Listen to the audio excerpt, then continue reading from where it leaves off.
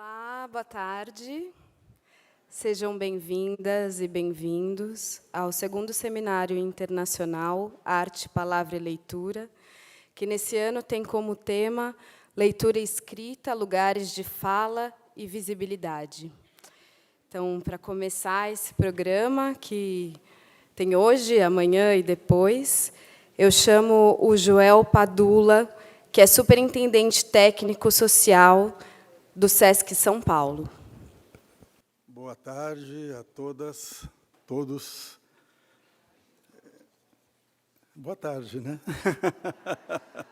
Quebrar um pouco, né, a formalidade, mas é uma alegria muito grande estar participando hoje na abertura desse segundo seminário, e eu queria, em nome do nosso professor Danilo Santos de Miranda, diretor regional do SESC São Paulo, saudar na pessoa da Dolores Prades, idealizadora desse evento, parceira junto com o SESC e junto com o Itaú Social e SEDAC. Né? O nosso trabalho só pode ser desenvolvido com parcerias, com instituições sérias que desenvolvem trabalhos de acordo também com a proposta que o próprio SESC tem na sua missão. Em nome dele, do diretor, é que eu gostaria de saudar a todos vocês e dizer que esse novo encontro, fruto da iniciativa de instituições parceiras que conjugam valores e objetivos similares. O SESC surgiu em 1946, com firme propósito de contribuir para a construção de uma sociedade mais justa e igualitária. São 72 anos de trabalho ininterruptos. O cerne de sua ação é o ser humano, o indivíduo, o cidadão em qualquer faixa etária em que se encontre. O que nutre e alimenta o desenvolvimento desse ser humano são a educação e a cultura. No caso do SESC, uma educação permanente, não formal, amparada nas interações com a cultura em seu sentido mais amplo, que inclui as artes, as tradições e saberes populares, e também os esportes, a saúde, a alimentação e as novas tecnologias em prol de um cidadão autônomo e consciente. Para isso, o estímulo à palavra e à leitura são fundamentais. Leitura e compreensão do mundo. Leitura e escrita a partir de pontos de vista diversos que ampliam e enriquecem a realidade. No atual contexto, uma discussão pública de temas como os que se colocam nesse seminário reitera o compromisso e o papel das instituições participantes com os princípios sociais e democráticos. Além disso, preserva pontes de diálogo entre os diferentes públicos, leitores e criadores, com seus interesses e objetivos mais amplos. É importante lançar luz e compartilhar experiências que têm ajudado a transformar esse campo, não só em nossa cidade e país, como no exterior, dedicando especial atenção aos casos que tantas vezes acontecem debaixo de nossos olhos. Iniciativas locais com forte laço nas comunidades e em benefício delas. No SESC, parte do compromisso com a palavra e a leitura se concretiza por meio de suas diversas bibliotecas e espaços de leitura, abertas a todos os públicos, espalhados pela cidade e pelo Estado, e também por programas de atividades virtuais com o uso de novas tecnologias, ou ainda itinerantes, como o BiblioSesc, uma carreta biblioteca que promove uma aproximação de públicos com menores possibilidades de acesso à leitura, especialmente nos extremos da cidade. Muitas vezes complementando ações de bibliotecas e associações comunitárias, sobretudo respeitando e valorizando esses trabalhos. Por fim, diante dos recentes acontecimentos de violência e ódio por motivos tão banais quanto injustificáveis, o melhor exemplo de inconformismo que educadores podem dar é seguir colaborando para que mais cidadãos se libertem dessas amarras invisíveis, pela leitura cada vez mais crítica e pela escrita cada vez mais consciente. Obrigado e bom seminário a todos.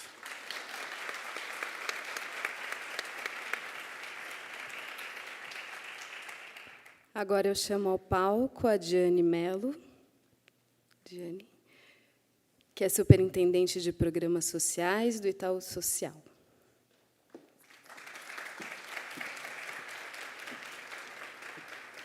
Apenas corrigindo, falo em nome da superintendente Ângela Dannemann. Boa tarde a todas e todos. Em nome do Itaú Social, gostaria de expressar a nossa satisfação e alegria pela realização de mais um seminário Arte, Palavra e Leitura, em parceria com o SESC e Curadoria da Comunidade Educativa SEDAC e Instituto Emília.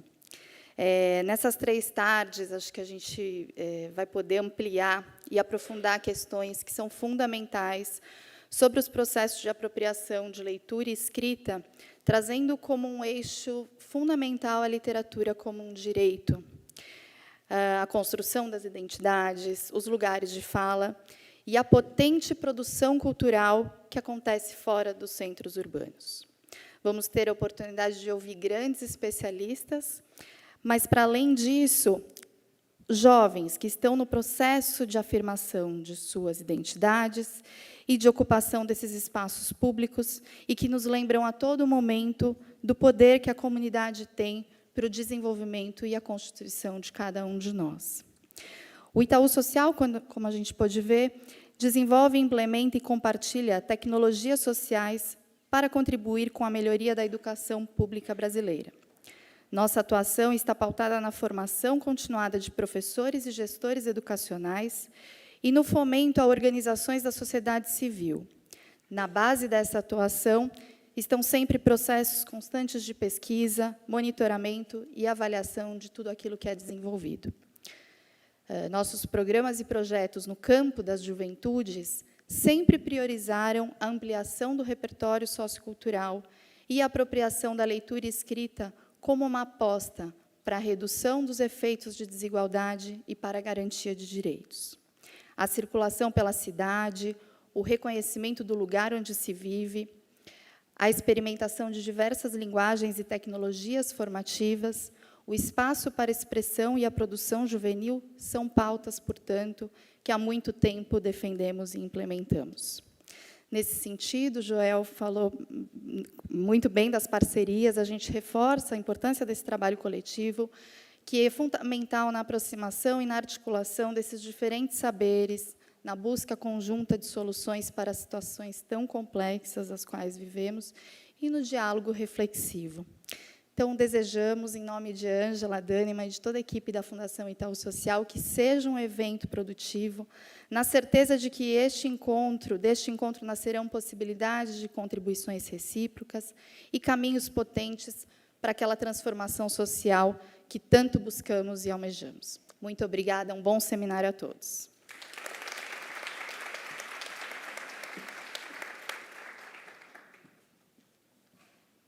Agora eu chamo ao palco as organizadoras e curadoras desse seminário, Tereza Pérez e Dolores Prades.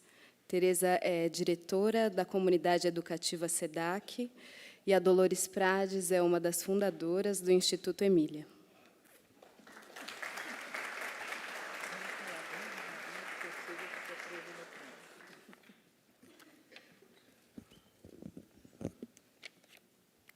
Só me ajeitar.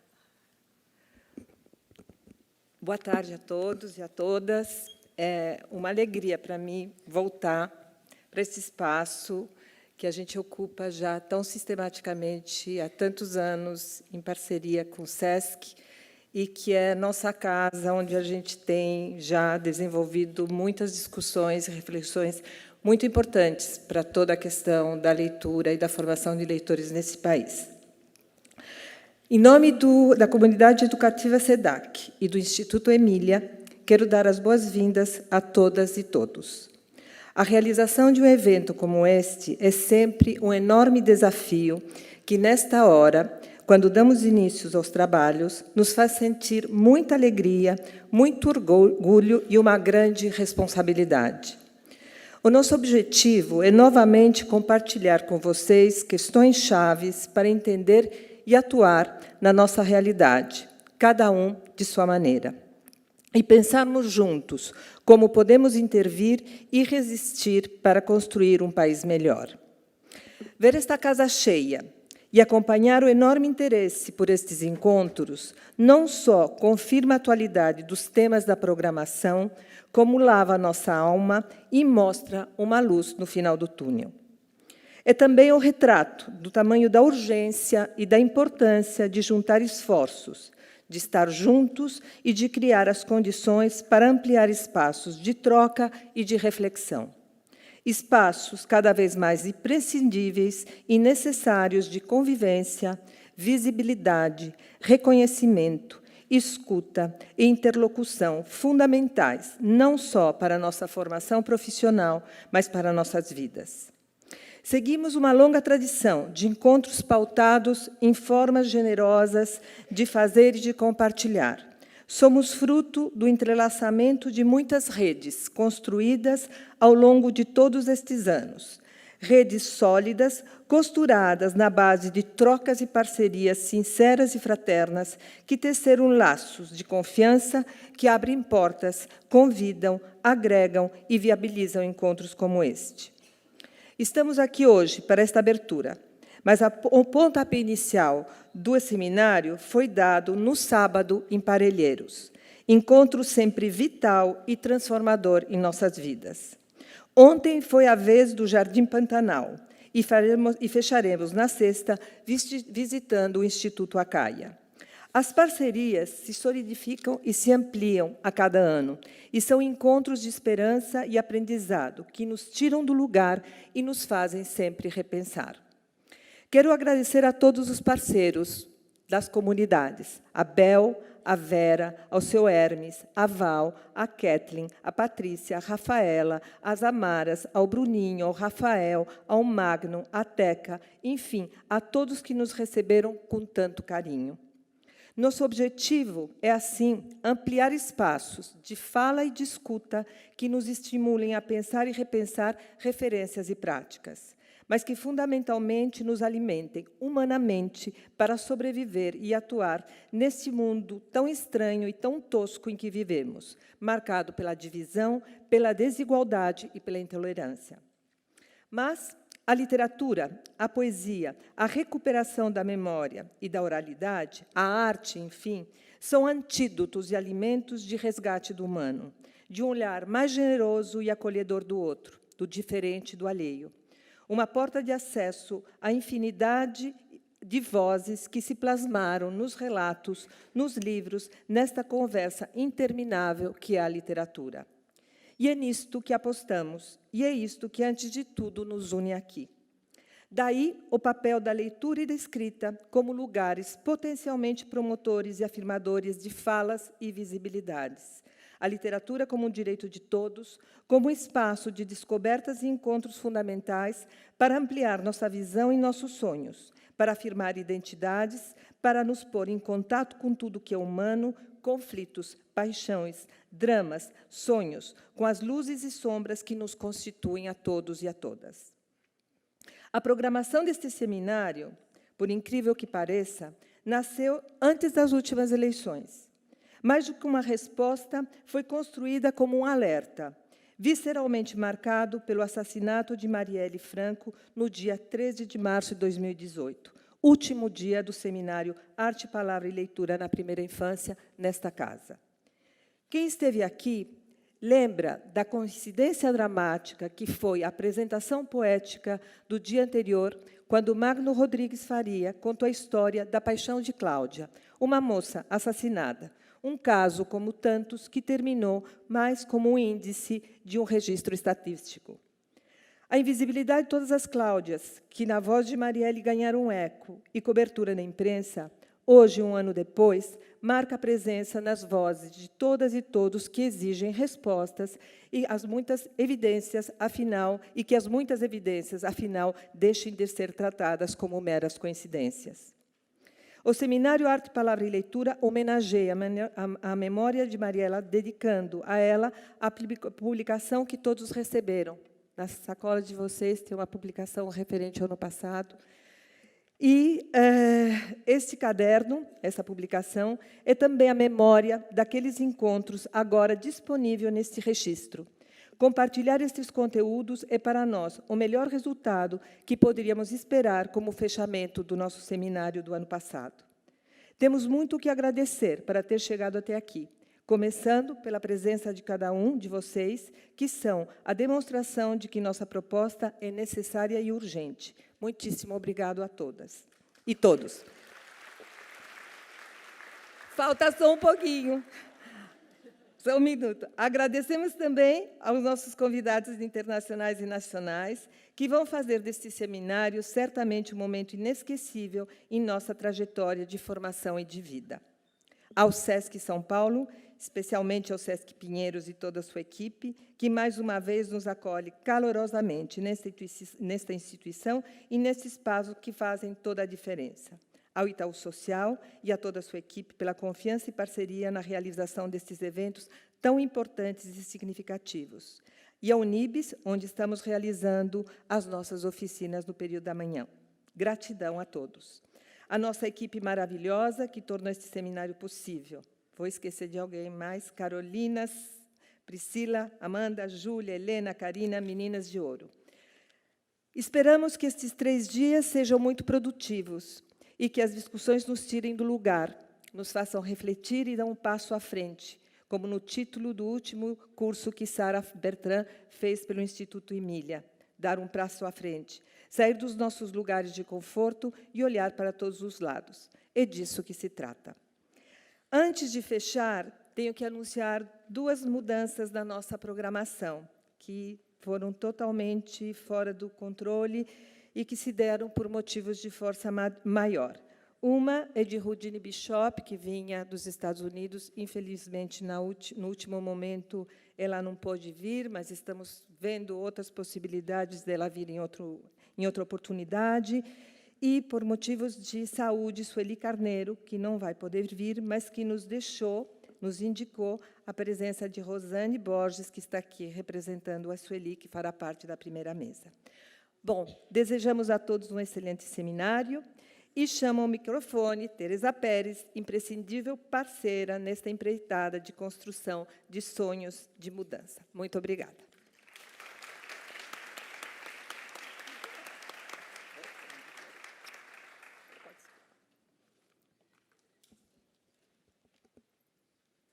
Boa tarde a todas e a todos. Acho que Dolores já fez todos os agradecimentos. Nossa palavra também, todos esses agradecimentos. E é com um enorme prazer que iniciamos esse 2º seminário, com a participação ativa do Itaú Social, do SESC São Paulo, do Instituto Emília e de nós, da comunidade educativa SEDAC. Essa iniciativa, ela busca, de fato, semear ideias, sonhos, propostas para uma vida mais humanizada. Vivemos tempos incertos, mas todos nós sabemos o valor da escrita e da leitura como meios efetivos de reflexão, diálogo e atuação pessoal, social e política. Conhecemos o presente, projetamos e sonhamos o futuro. Como queremos viver e conviver? Como assegurar que haja respeito entre as pessoas? Como vamos aprender a lidar com nossas diferenças, a cuidar de nós e a cuidar do outro? Os direitos humanos serão considerados para todos? Será que os problemas, as inquietações que temos hoje serão os mesmos no futuro próximo? Espero que não. Vivemos num mundo de pluralidade, de famílias, religiões, ideologias, partidos políticos e também de muita desigualdade socioeconômica, tecnológica, de acesso ao conhecimento. Como o nosso pensar, a nossa língua, nossa expressão vão não só refletir, mas também se nutrir dessa complexidade? Como vamos iluminar abismos e abusos sem naturalizá-los, sem perder a estranheza, A gente não pode achar que o que está acontecendo é normal. Precisamos atuar com visão ampla e clara para buscar lucidez nessa complexidade que se apresenta no dia a dia. Precisamos olhar para nós mesmos, para os nossos próximos, para os que parecem mais diferentes de nós, com essa lente múltipla do comum e do diverso. E para nós que consideramos a escola um local de diversidade e inclusão, não dá para perder de vista como vamos, nesse momento histórico tão desafiador, cuidar da formação integral de todas as crianças e jovens numa perspectiva humanista. Se há um lugar onde podemos assegurar uma base de convivência, esse lugar é a escola. Como polo articulador de diversas experiências educativas vividas dentro e fora dela.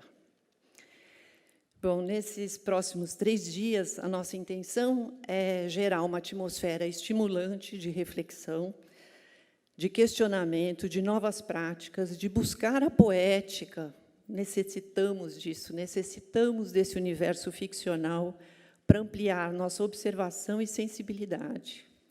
Contribuir com o nosso repertório subjetivo de desejos, necessidades e possibilidades. Lembrando a fala, no último seminário, de Stella Barbieri, ela fala que temos a nós, isso não é pouco. Em especial, para os educadores, deixo um convite para que possamos aproveitar esse momento para fazer uma verdadeira revisão das nossas ações educativas. Esse seminário terá como foco a leitura, a escrita como lugares de fala e visibilidade. O tema não poderia ser mais adequado, como a Dolores falou. A gente imaginou isso há um tempo atrás, mas agora ele se coloca na ordem do dia mesmo. Bom, um excelente seminário a todos, é isso que a gente quer, para todo mundo, para esses 3 dias. Obrigada.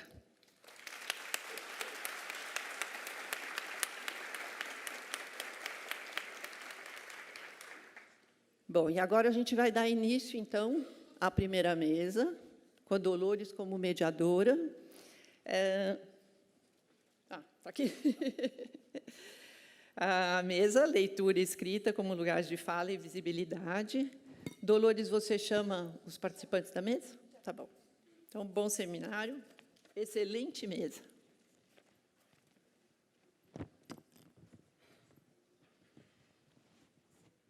Bom, boa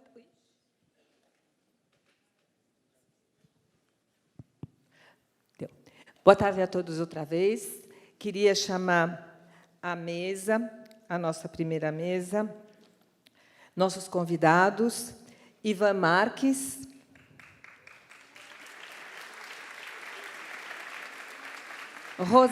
Rosane Borges, Silvio Luiz de Almeida.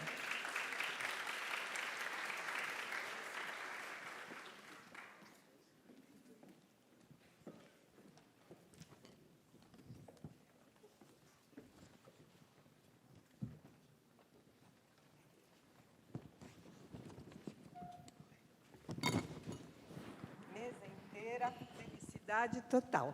Agora, vamos lá. Bom, nesta primeira mesa, que abre nosso seminário, o tema Lugares de Fala e Visibilidade, de fato, se constitui num tema bem amplo. E a ideia aqui era colocar o foco em algumas das questões que a gente pode considerar como prementes e decisivas, que consideramos afetam de maneira mais aguda a grande maioria do povo brasileiro e que estão na pauta urgente do contexto político-social que vivemos.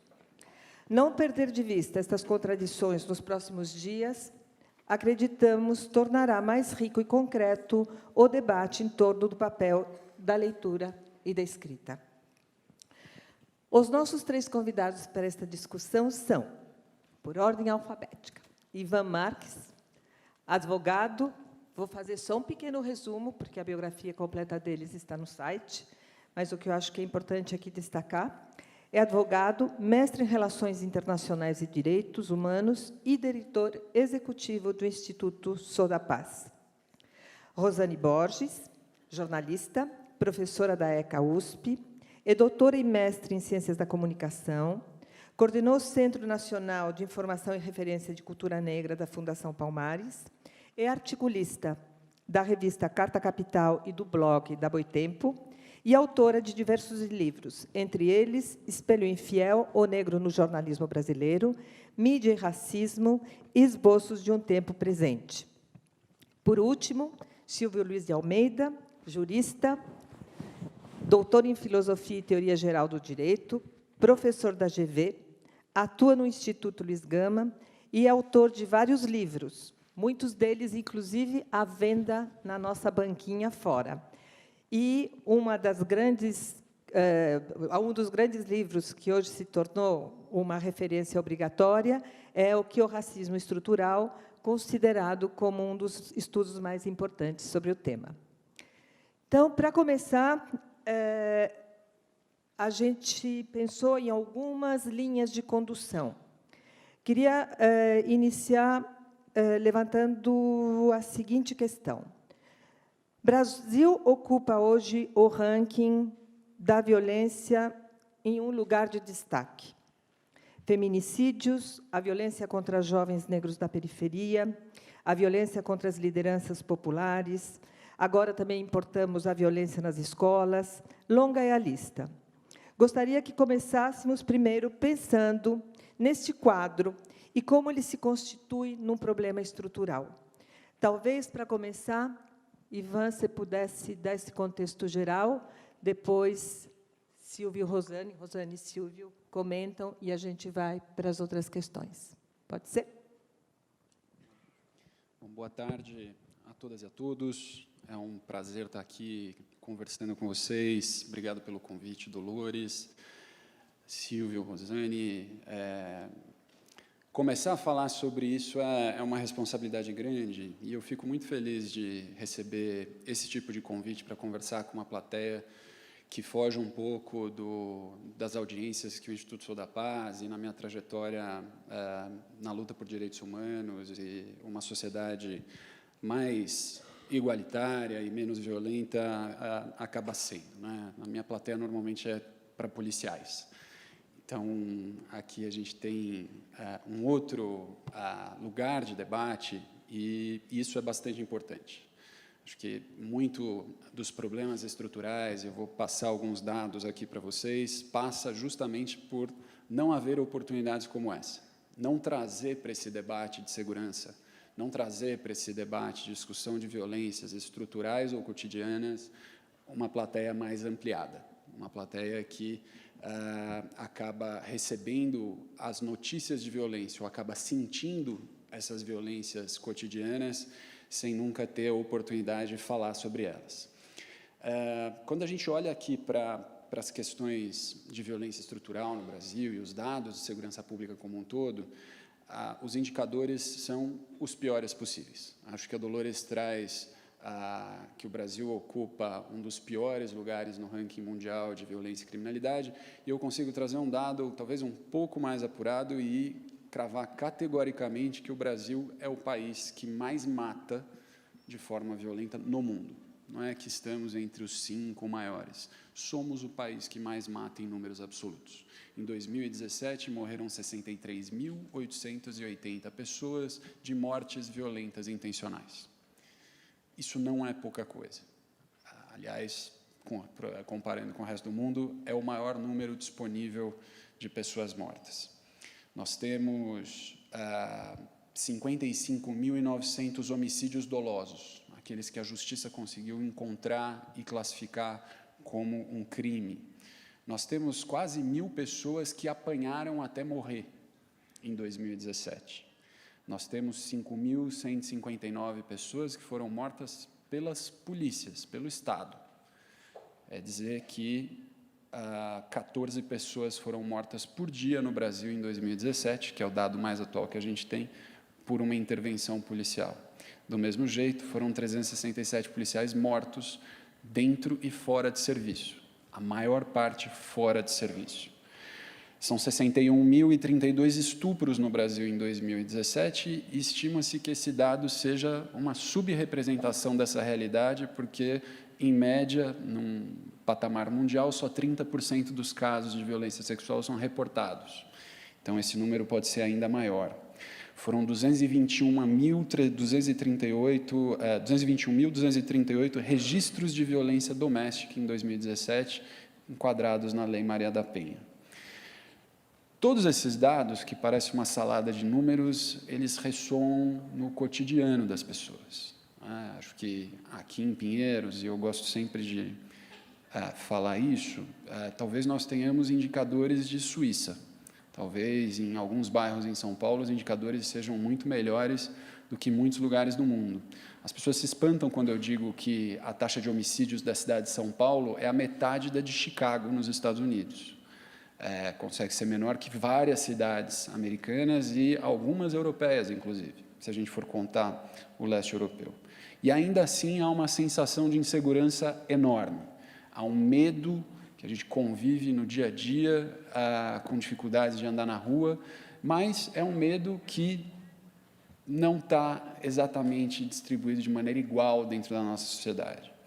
É importante dizer, e aqui com o Silvio, com a Rosane, com a Sueli, que não pôde estar, eu acho que é importante a gente ressaltar, dentro dessas desigualdades territoriais, as desigualdades que também acometem, do ponto de vista da violência, as populações brasileiras, ou a população brasileira que, com uma lupa que não precisa ser muito apurada, acaba revelando esse lugar de desigualdade, de onde a violência afeta melhor, ou afeta mais, melhor dizendo, a população brasileira. Não é em São Paulo. São Paulo avançou bastante na questão da violência. Mas, se a gente for para o Jardim São Luís, onde o Instituto Sou da Paz teve projetos há muitos anos, ou para Brasilândia, na Zona Norte, onde o Sou da Paz ainda tem projetos, a gente vê que a violência ali não é uma Suíça, como é Pinheiros, como é o Itaim. Ali a gente tem indicadores muito parecidos com zonas de guerra. Ainda que São Paulo, no geral, tem um indicador de violência muito melhor que a maior parte do país. Mas, se a gente traz isso para a questão da faixa etária, e aqui a gente começa a entrar um pouco nessas violências estruturais que a Dolores nos provocou, a gente começa a enxergar um outro viés dessa violência e dessa insegurança pública. Não é todo mundo que morre no Brasil, ou que sofre com essa insegurança. É o jovem. É o jovem entre 16 e 24 anos. É esse jovem que morre, na maior parte das vezes, mas que também é um perpetrador de violência, também mata. A violência no Brasil, e isso não é uma característica só brasileira, acaba sendo uma característica mundial, é o foco dentro da população brasileira que comete crimes, que sofre com a violência e que é vítima desses crimes também. Está focalizado. Se a gente for olhar para as pessoas e as características dessas pessoas, a gente tem também uma marca bastante forte de uma população negra e parda. Nesse sentido, os dados do Brasil, com referência em 2016, um pouco anteriores, mostram que negros e pardos, dados esses do IBGE e do DataSUS, representam 74% das vítimas de morte por agressão por arma de fogo. Então, quem está morrendo na boca do cano de um revólver? 74% das vezes é um jovem de 16 a 24 anos, negro e habitante das periferias. 73% das vítimas de morte por agressão como um todo são negros, mas a sua participação na população brasileira é de 51%. Então, há uma sobre-representação de jovens negros, habitantes de periferia, nessa população morrendo. A taxa de mortes por agressão por 100 mil habitantes, que é como se marca esse indicador, é de 43 por 100 mil. O Brasil é de 30 por 100 mil. A taxa de mortes por agressão de brancos, se a gente exclui a população negra desse lugar, é de 14 por 100 mil. Então, 43 para 100, 14 para 100. Essa é a representação quando a gente olha com uma lupa um pouco mais apurada. As taxas de mortes por agressão e mortes por agressão por arma de fogo entre negros em 2016 foram 3 vezes maiores que as taxas entre brancos. Aqui no estado de São Paulo, há uma sobre-representação também. Negros representam 50% das vítimas de homicídio doloso em 2018, mas a participação na população é de 35%. A taxa de homicídio doloso por 100 mil em 2018 foi de 10,2 por 100 mil, contra uma taxa de 4,9 de brancos. Ou seja, se você é negro em São Paulo, você tem quase o dobro de chance de morrer do que uma pessoa branca. Isso não é por acaso, né? Isso, quando a gente fala de violência estrutural, a gente tem que trabalhar quem, quando e onde. O onde está nas periferias das grandes cidades. A gente teve, em 2018, um novo ranking aqui de cidades mais violentas no Brasil, colocando Rio Branco com uma taxa de 83,7 mortes violentas por 100 mil habitantes. Vamos lembrar que a taxa do Brasil é de 30, e a de São Paulo, a cidade de São Paulo é menos de 8, 83. Seguida por Fortaleza, no Ceará, com 77, e Belém, no Pará, com 67. Então, eu trouxe essa enxurrada de números bastante depressivos para começar uma conversa que eu acho que vai ser sensacional, do ponto de vista do aprendizado e como a gente conduz isso para a leitura, né, para a literatura, que talvez seja a nossa grande salvação desse mar depressivo de números da segurança pública, mas justamente porque uma provocação importante nesse momento é, se a gente sabe quem morre, quantos morrem, onde morrem e como morrem, por que ninguém faz nada? Por que nós temos Marielles, Andersons, 9 massacres em escolas desde 2002, eu falo um pouquinho disso mais para frente, e o Brasil continua não fazendo nada. Quando os indicadores sobem ou descem, os jornalistas ligam para o Sou da Paz e me perguntam: Ivan, por que subiu, por que desceu? Eu acho que é o tipo de coisa que deveria ser perguntado para o governador, para o secretário de Segurança Pública. Eu costumo rebater essa pergunta com outra pergunta, que é assim: em vez de por que subiu e por que desceu, quais as causas que levam a subir e descer? A quem interessa esse jogo dos números, quando nós temos total condições de saber exatamente o que essa violência tem causado?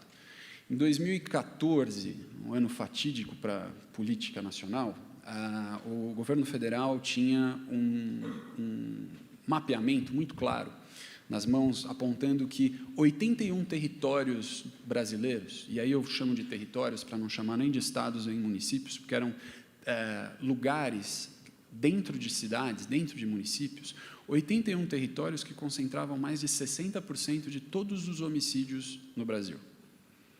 Então, a gente sabe exatamente onde essas coisas estão acontecendo. A gente sabe exatamente quem está sendo vitimado. A gente sabe exatamente como e quando esses crimes acontecem. É bem verdade que dados em segurança pública é um Deus nos acuda. A gente tem esses dados graças a um trabalho de uma organização da sociedade civil, de uma ONG, como o Sou da Paz, que é o Fórum Brasileiro de Segurança Pública. Nesse sentido, o Brasil depende ainda do esforço da sua sociedade civil para trazer um diagnóstico minimamente aceitável. E isso é péssimo. Mas daquilo que a gente já sabe, muita coisa poderia ser feita. Muita coisa poderia ser direcionada para um aspecto preventivo de segurança pública, como é o caso do trabalho da educação, como é o caso da ligação entre os trabalhos de saúde, assistência social, educação, geração de empregos, esporte e lazer. O que a gente precisa, no fim das contas, é de um Estado mais presente.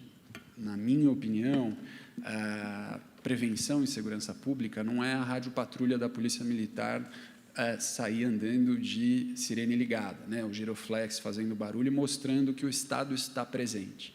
Aliás, tem até um belo programa de prevenção no Espírito Santo que chama Estado Presente, mas que não está reforçando as suas capacidades de polícia, está reforçando a sua capacidade de interligação entre políticas públicas sociais, das mais diferentes, como educação, saúde, assistência social, cultura, esporte, lazer, com o trabalho de polícia a partir de um diagnóstico de violência e de insegurança. É simples fazer. Ninguém está reinventando a roda na segurança pública.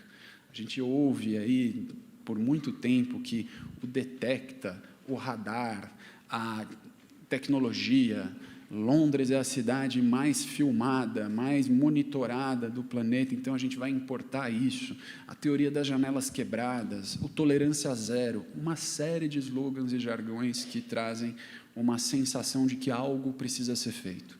Enquanto, e aqui eu entendo que falo para uma plateia de educadores, lato sensu, mas de educadores, se essa integração com a minha outra plateia de policiais, a minha outra plateia de segurança pública, de fato não acontecer, dificilmente vai haver solução para os problemas de violência que geram esses números feios que eu trago aqui para vocês. Enfim, acho que já falei bastante nesse começo, vamos passar a bola para outras reflexões. Antes de dar continuidade, esqueci de falar no começo que este ano a gente vai fazer as perguntas depois de cada mesa. Vão ser perguntas por escrito.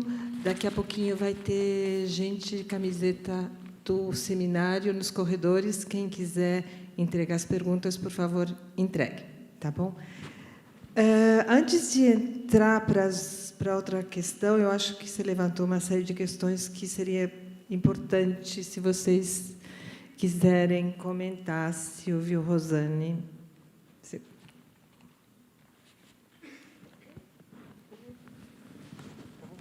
Obrigada. Boa tarde a todas e todos. Peço desculpas, estou um pouco afônica.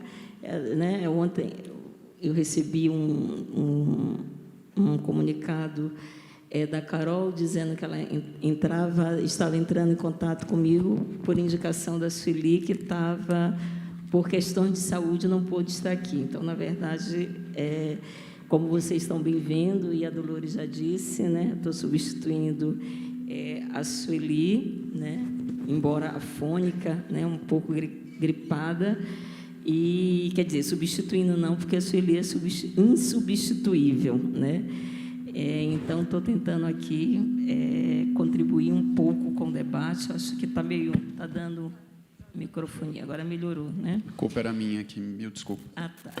Mas, enfim, feito esse breve esclarecimento, eu acho que o tema e é muito importante, porque a pergunta da Dolores, se a gente pensar à primeira vista, quais são as conexões que a gente pode estabelecer com lugares de fala, visibilidade e a questão da violência. Eu acho que o Ivan ele já foi suficientemente instrutivo em termos de dados, um pouco para a gente pensar, e aí, como nós estamos no público de educadores, no seu sentido mais amplo do que a gente pode tomar como educação, eu acho que o nosso grande, digamos, o fio condutor, não para a gente responder essa pergunta, mas para a gente refletir juntos e juntas com vocês, tem uma pergunta que eu costumo fazer, que eu brinco, que eu digo que é uma pergunta que eu diria que é muito Foucaultiana, que é como foi possível o que é. Ora, se a gente pega todos esses dados, os dados que muitos de vocês já conhecem, dados repisados pela imprensa, pela mídia, e dados que o Ivan trouxe de maneira muito exemplar, muito didática, existem, do ponto de vista, quem é da matemática, quem é dessas exatas, a gente pode dizer que essa conta não bate. Essa conta não bate no sentido de que, quando a gente vai desagregando esses dados, a gente tem o que se mostra é um Brasil em que as desigualdades têm um fundamento prioritariamente racial. Portanto, falar em desigualdade, falar em pobreza, falar em exclusão, falar em violência é falar fundamentalmente de racismo. Só que, por incrível que pareça, a gente consegue falar de tudo isso, inclusive com os nossos jovens, inclusive nas nossas escolas, sem a gente anexar o mais do que isso, sem a gente tomar o racismo como nexo prioritário. E aí eu diria que, quando a gente leva essa pergunta a algumas consequências mais densas, mais profundas, a gente vai ver que o tema da visibilidade ou do lugar de fala, que é uma expressão que ganhou um impulso renovado com as redes sociais. A gente tem um largo concurso da expressão do termo no campo das teorias da enunciação, do campo do discurso, mas ele ganha um impulso renovado, inclusive, a partir de reflexões teóricas de várias pensadoras, intelectuais e ativistas. Temos um livro que foi lançado recentemente pela Djamila Ribeiro, mas eu acho que, quando pensar essas questões, sem a gente dimensionar que a violência ela supõe visíveis e invisíveis, e que a gente fala de violência, eu vou dar um exemplo inescapável, a gente não falar do nosso contexto,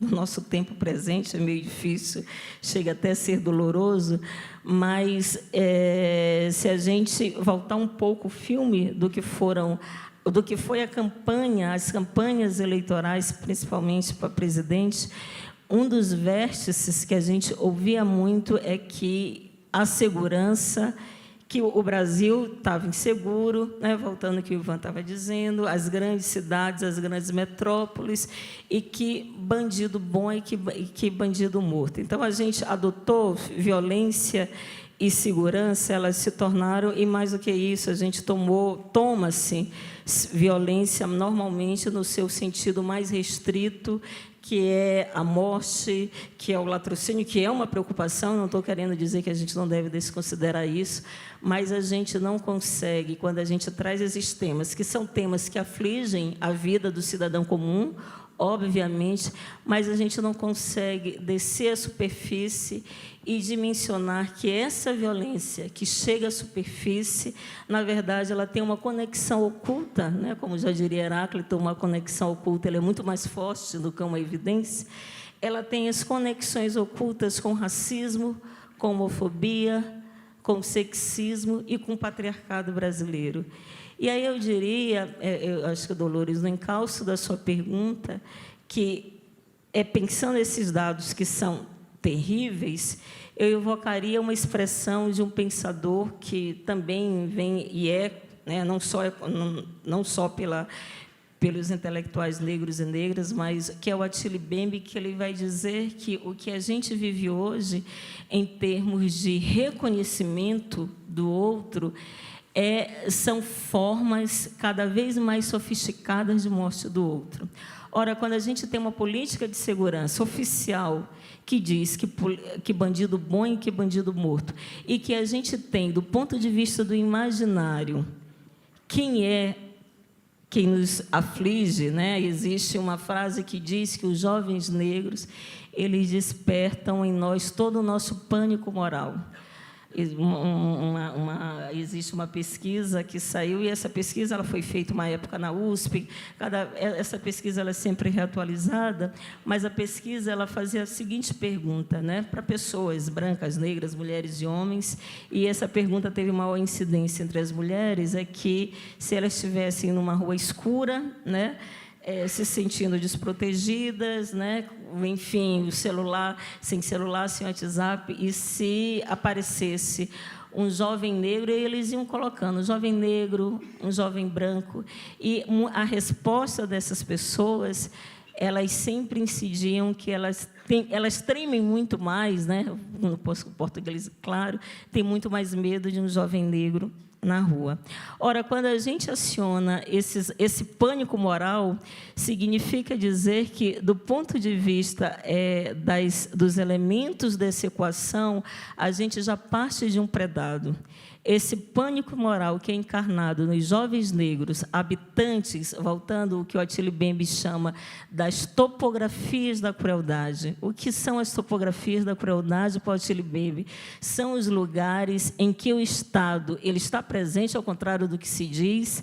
Havia uma crença na década de 80, o Ivan, que está no Instituto Sul da Paz, eu acho que deve ter acompanhado isso, mas houve uma crença na década de 80 e de 90, do ponto de vista de uma análise sociológica, que dizia o seguinte, que os morros cariocas, as periferias, né, de São Paulo, dos outros grandes centros brasileiros, os jovens eles aderiam ao tráfico ou à marginalidade porque havia uma ausência de Estado, o Estado não chegava. O que a gente diz hoje é que não há ausência de Estado, há uma presença ostensiva do Estado. Só que a gente tem que saber qual é o Estado que está presente na periferia. Não são os aparelhos culturais, não são escolas equipadas como deveriam estar. O Estado está muito presente nas nossas topografias da crueldade, matando. Polícia, Estado. E aí, eu acho que quando a gente desloca para dizer que não é ausência de Estado, é a presença de uma, digamos, modalidade do Estado, a Tilly Bembe vai dizer, olha, nessas regiões que ele vai chamar de topografias da crueldade, são regiões, são áreas em que a licença para matar, em que tudo se pode. Ora, se a gente... Não é preciso, eu costumo dizer, a gente que é da área humanas, né, é bem complicado ficar pedindo para nós das humanas fazer contas. Preconceitos e estereótipos à parte, mas não é preciso a gente ser muito entendido em matemática. Se a gente juntar todas essas reflexões com o que corresponde o pacote anticrime, isso... O pacote, primeiro, só dizer que é anticrime, né? Um ministro do Estado colocar que é tão senso comum, mas eu acho que dessa obviedade do anticrime demarca que, na verdade, o que a gente tem, do ponto de vista da oficialidade, é, sim, um pacote criminoso, porque autoriza, porque licencia e perpetua com as topografias da crueldade. E aí é preciso, eu acho que, do ponto de vista desses dados, como o Ivan disse, já que a gente está aqui em territórios que, em sua maioria, não são os territórios da militância ou da pesquisa na segurança pública, mas é dizer que enfrentar a violência, mais do que políticas como essa, pacotes como esse, a gente precisa, e parece um lugar comum, parece uma retórica vazia, que nós somos da educação, que é a história, né, que só a educação salva, né? E aí esse salvar não é na sua perspectiva messiânica nem salvacionista. Mas quando a gente pensa essa coisa da educação salva, como é que nós poderíamos, já que a gente vive num mundo tão sem bússolas, e a educação, o fundamento da educação, ela tem um fundamento que é latino. Educar, que vem de educere, é orientar para o mundo. A pergunta que eu acho que se desdobra da pergunta da Dolores, e tantas outras perguntas que a gente pode desdobrar dessa pergunta, é em nome de quê? Em nome de que não só nós estamos aqui, em nome de que nós educamos, qual é o projeto de educação? Porque não há saída, não há perspectiva.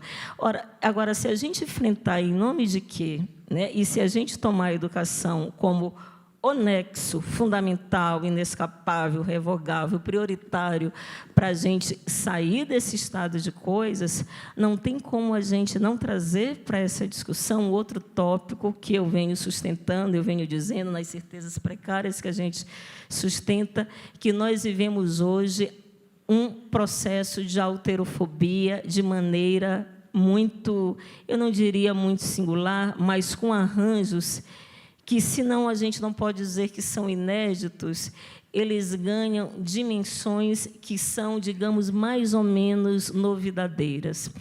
E a alterofobia, se a gente pensar no Brasil, a gente sempre soube populações negras, grupos historicamente discriminados, pessoas trans, pessoas indígenas, que o Brasil ele sempre foi um país violento. Isso nunca foi novidade para a gente. Mas, veja, há uma perplexidade a partir de 2013, de 2014, que as pessoas começaram a dizer, nossa, mas quanto ódio, olha, mas o Brasil ele está muito violento. É uma meia-verdade, porque essa violência ela não é de agora, mas eu acho que, quando a gente pensa essa ideia da violência e por que esse discurso da violência ele ganha uma pregnância social, a gente pode colocar tudo na culpa e na conta das redes sociais. Mas as redes sociais elas são apenas um sintoma.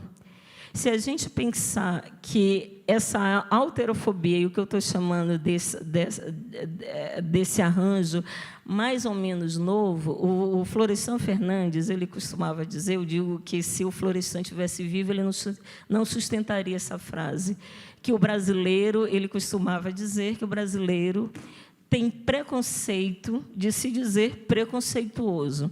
Eu digo que, na era das redes sociais, isso acabou, o brasileiro saiu do armário. É isso que eu estou chamando de novo.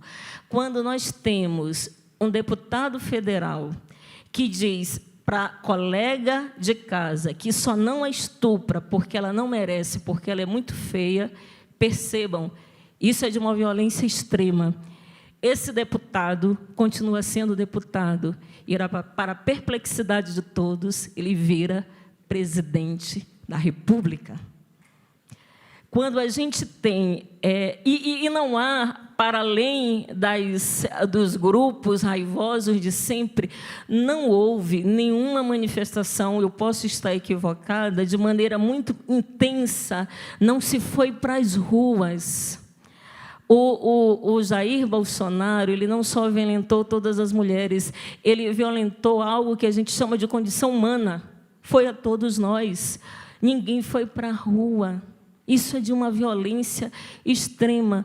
Quando a gente tem manifestações, morre uma vereadora no Rio, e no dia seguinte, políticos, legisladores, publicam imagens dessa vereadora, que eu nem preciso dizer o nome, a nossa querida Marielle Franco, associando ela ao mundo do tráfico e colando a ela fake news, e a gente achando, né, quando eu falo a gente, parte da sociedade brasileira, que aquela narrativa ela é factível, porque, vejam, mulher preta, periférica, lésbica, só pode realmente ser tudo aquilo.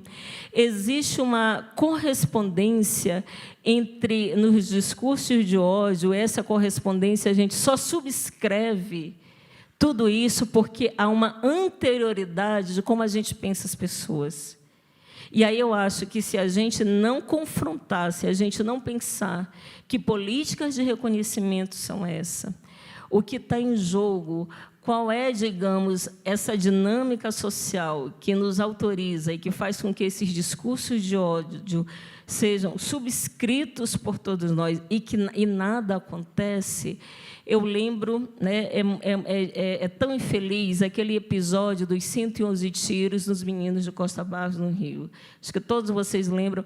Esse episódio ele é de uma brutalidade, e eu sempre lembro da entrevista do pai daqueles meninos à repórter, né, uma colega minha de profissão, nesse momento, costumamos dizer besteiras e sandices.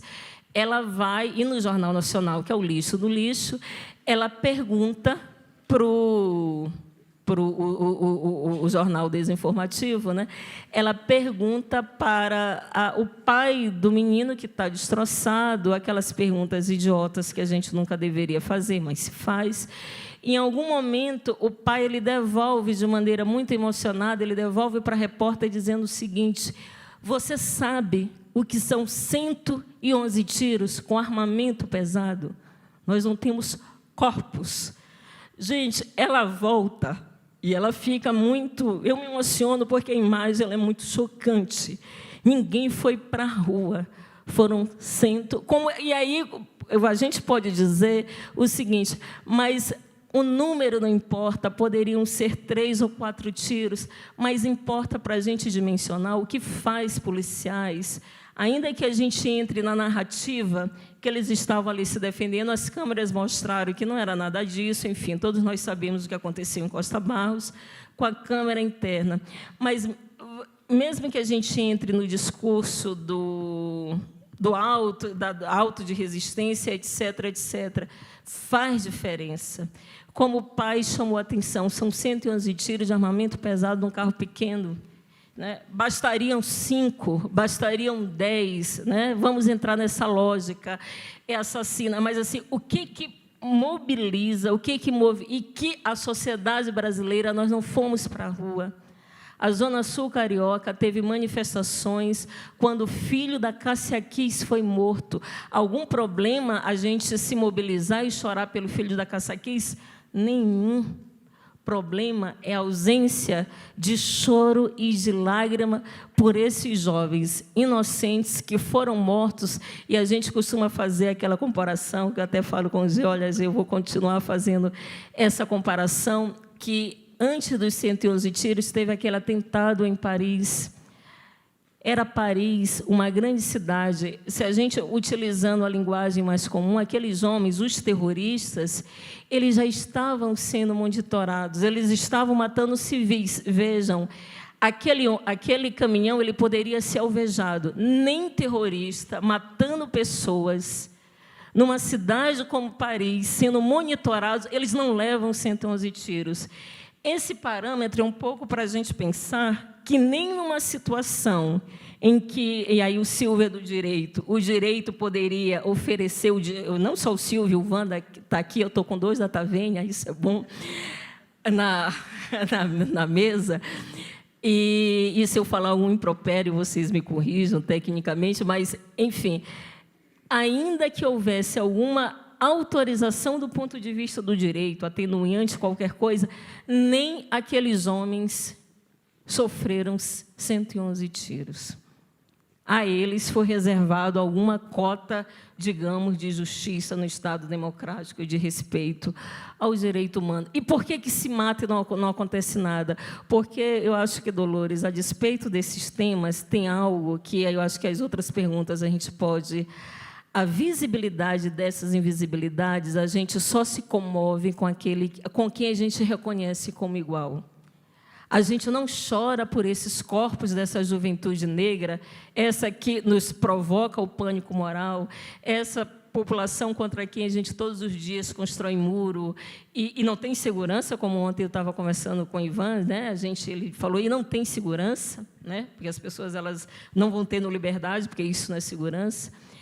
E essa falta essa desconexão com o outro vem autorizando, e aí eu diria, num português muito chulo, que pensar essas questões é a gente pensar que, de fato, o buraco é mais embaixo. A gente só faz uma leitura arguta, uma leitura mais ou menos precisa, desses números, se a gente, como a gente costuma dizer, se tudo vier junto e misturado. E trazer tudo isso, reconhecimento do outro, né? Os pactos que a gente estabelece com o outro, né? Por isso que a discussão hoje sobre empatia também está sofrendo um duro ataque. Eu não sei se vocês viram, teve uma pesquisa recente de um pesquisador com os jovens que foram atropelados no Reino Unido. Então, nos bairros, pais dilacerados, pais sofrendo muito. Então, houve toda uma campanha de que todo mundo tinha que ser empático com as famílias. E o resultado dessa pesquisa foi um resultado muito curioso. Quanto mais empatia a gente tem pela dor do outro, mais alterofóbico a gente tem, porque se colocar no lugar do outro é você carregar, naquele momento que um pai perde o filho, com a vontade, inclusive, de vingança, e que a gente não deve tirar. E aí é por isso que eu acho, que eu não estou querendo dizer que a gente não tem que ser empático, mas, mais do que empatia, a gente tem que reconhecer o outro. O reconhecimento supõe, eu não preciso, enquanto mulher negra, cis, hétero, me colocar no lugar de uma pessoa trans para saber o que ela sofre. Eu preciso reconhecer nessa pessoa trans a humanidade que me é constitutiva. Enquanto eu não fizer isso, eu posso oferecer cotas de empatia para determinadas situações e tragédias, e o mundo continua na boa rotina do mundo. A gente vai ver 111 tiros hoje, a gente vai ver 111 tiros amanhã, e a gente não vai chorar por esses jovens, esses corpos negros que tomam. E a gente não chora por eles, não só porque a gente não tem empatia, porque a gente não reconhece nessas pessoas, nesses jovens, a nossa humanidade. Portanto, não é só uma questão meramente cristã, não é só uma questão de cortesia com o outro. O que está em jogo, já que a gente perguntou em nome de quê, educação orientar para o mundo, e com todas, digamos, reservas que esse termo tem, humanidade, humanismo, muita gente não gosta, mas eu acho que é fundamental a gente trazer. E eu terminaria aqui a questão da humanidade. Eu acho que mais um exemplo, não sei se vocês assistiram aquele filme Tempo de Matar, que também eu acho que é um exemplo que a gente sempre utiliza, que é o Samuel L. Jackson, que tem a filha barbaramente violentada, ela é estuprada, uma criança negra, no sul dos Estados Unidos, pré-direitos civis. E pré-direitos civis, sul dos Estados Unidos, ele não tem a justiça do lado dele, né? No Alabama. E o Samuel L. Jackson, no seu papel de pai compreensível, voltando a nós temos dores, né? A morte, nós temos paixões, ódios, amores, a gente não pode tirar isso. Ele vai e se vinga da gangue de jovens brancos. Como é um Estado racista, não são os jovens brancos que vão para julgamento, é o Samuel L. Jackson. Esse caso, ele mobiliza todos os Estados Unidos. É um filme muito religioso, porque quem acaba sendo o herói do filme é o advogado branco, que é do norte, não racista, só que não, né? Mas é assim, imaginário, o norte emancipado, não escravocrata, né? E ele é que vai fazer a defesa do Samuel L. Jackson. Ele termina, na verdade, no momento que ele vai para a júri popular, e tem um trecho desse advogado branco que ele diz o seguinte, aquela coisa muito emotiva, comum nesse tipo de tribunal, e ele pede para as pessoas fecharem os olhos. E ele vai relatando, né? Imagine uma criança, né, sendo estuprada, a calcinha sendo violada. Então, ele vai detalhando e fazendo com que as pessoas presenciem, né, essa cena nas suas mentes. Aquele advogado, na verdade, ele vai tendo uma narrativa e ele percebe que, se ele insistisse só com aquilo, ele não conseguiria êxito. Depois de ele descrever tudo aquilo, ele diz o seguinte, ele fala, agora imaginem se fosse uma criança branca. Ou seja, aquele sofrimento daquela criança negra para aquele júri branco, a gente pode dizer, porque eles são maus, eles são perversos, eles são racistas. Pode ser tudo isso, mas ele dimensionou que, por mais que ele descrevesse o que foi o sofrimento de uma criança negra, aquele público branco jamais dimensionaria, porque não há nenhum vínculo de reconhecimento com essa criança, com esse corpo negro. Ele teve que mediar, imaginem vocês, o sofrimento de uma criança negra para um corpo branco, para alguém imaginar o que foi aquele sofrimento do pai, da família e da criança. Eu terminaria por aqui, porque, senão, a gente é um tema que mobiliza muito, e temos ainda o nosso querido Silvio Almeida.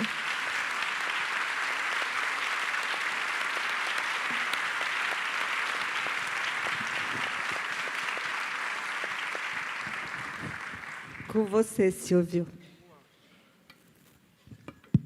Tá ligado. Bom, em primeiro lugar, uma boa tarde a todas, boa tarde a todos. Gostaria de falar da minha alegria, minha satisfação de poder, nessa tarde de hoje, dividir esse espaço com todas e todos aqui. Quero fazer uma saudação especial a Dolores, que fez esse convite tão honroso, ao Ivan, também, que, mais uma vez, né, Ivan, estivemos juntos numa ocasião bastante difícil na Assembleia Legislativa, então, uma honra estar aqui ao seu lado novamente, combatendo um bom combate, né, lutando em prol de um mundo melhor. E, por fim, né, last but not least, Rosane Borges, minha querida amiga, parceira, companheira, pessoa por quem eu tenho um respeito enorme, e estou muito feliz de encontrá-la aqui, nessa ocasião. Pois bem, senhoras e senhores, eu ouvi com muita atenção todas as intervenções anteriores.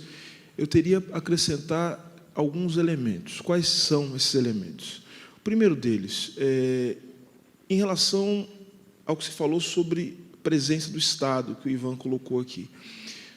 Vou na linha da Rosane, tentando entender um pouco como é que se deu a própria constituição do Estado brasileiro. Se a gente for pensar, o Estado brasileiro, e aí soma o Estado, a própria ideia de ordem jurídica brasileira, a gente pode colocar esses dois elementos como sendo uma tentativa de racionalização da violência. Eu diria o seguinte: a história do Estado brasileiro, a história do direito brasileiro, a história da economia brasileira, de todas as seus modos mais distintos de organização, foram tentativas de estabelecer um processo de normalização da violência como sendo um processo, vamos dizer assim, um processo constitutivo da nossa vida social.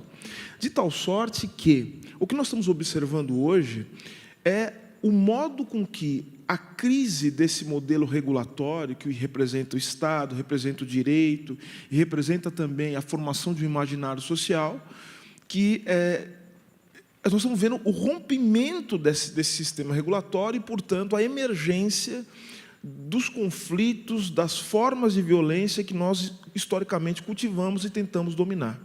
Então, para ser mais direto, mais objetivo, eu diria que a Constituição de 88, que nós estamos vendo agora o desmonte, o desmanche, a desintegração da Constituição, que é um processo que vem desde os anos 90, mas agora eu acho que chega no momento, no seu termo final, né, da destruição daquilo que foi construído pela Constituição de 88. A Constituição de 88 também é uma forma de domar certas questões estruturais e que nos configuram enquanto um lugar de violência. Então, eu diria o seguinte, que nós temos 3 grandes problemas que, a todo momento, toda vez que há uma crise, e veja, a crise não é só brasileira, a crise é uma crise internacional, a crise é uma crise econômica, e quando se diz que uma crise econômica, se quer dizer que está em jogo um modelo de sociabilidade constituído a partir dos patamares do capitalismo. Nós estamos vendo uma crise do capitalismo em termos internacionais, que se dá na Europa, que se dá nos Estados Unidos, que se dá na América Latina, né, como um todo, em África, em todos os lugares do mundo, mas cujos efeitos são sentidos de maneira diferente, porque nós temos histórias diferentes. Então, a crise no Brasil é sentida de que maneira? Uma vez que nós colocamos em xeque os instrumentos regulatórios que tentam, a todo momento, naturalizar a violência do processo de reprodução social e econômica, nós temos, portanto, a emergência dessa violência que nos constitui. E são 3 elementos que eu poderia dizer que fazem parte desse nosso cenário de violência. Quais são esses elementos? Primeiro, o autoritarismo. O modelo autoritário. O modelo autoritário que nós podemos ver em vários momentos da história do Brasil, mas que, vejam só, não à toa, se constitui como uma espécie de teoria, uma forma de explicação do Estado brasileiro, justamente nos anos 30, que é quando o Brasil realmente se coloca, né, dentro de um projeto nacional e com um Estado que tenha, de fato, uma Constituição, vamos dizer assim, mais sólida. Então, vejam, quando a gente estuda a história do Brasil, a história da Constituição do Estado brasileiro, principalmente a partir de 30, nós associamos o Estado brasileiro como sendo com a ideia de uma ideologia autoritária, né, pela pena de Francisco Campos e tantos outros intelectuais brasileiros, Oliveira Viana e tantos outros, que nós identificamos com o pensamento autoritário no Brasil. Então, vejam que o Brasil é um país autoritário e que fez do autoritarismo uma forma de se autoexplicar, dizendo que o Brasil só poderia ser uma nação se constituísse um Estado que fosse autoritário, no seu modo de funcionamento. Então, quando digo que o Estado autoritário, quer dizer, é um Estado que se coloca acima de qualquer tipo de interesse individual. É um Estado que vai controlar com mão muito firme as narrativas produzidas sobre o que é o Brasil. E é um Estado que vai ter um modelo patriarcal. Então, o autoritarismo também, ele vai buscar o seu modelo a partir de uma sociedade patriarcal.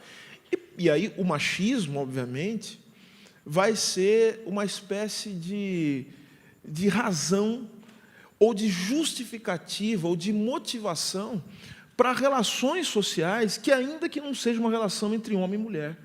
Então, vejam que o modelo patriarcal ele vai ser levado a uma condição de um modelo de gestão.